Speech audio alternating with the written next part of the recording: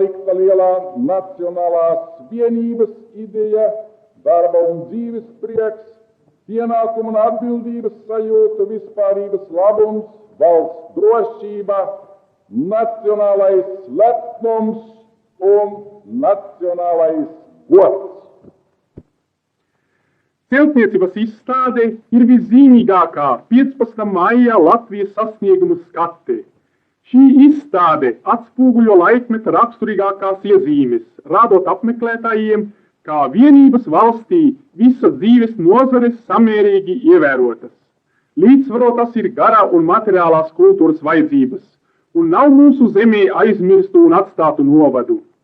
Šī izstāde rāda visu dižo un labo, kas šajos 5 gados sasniegts, un uzskatami veido pāreju no veciem uz jauniem laikiem.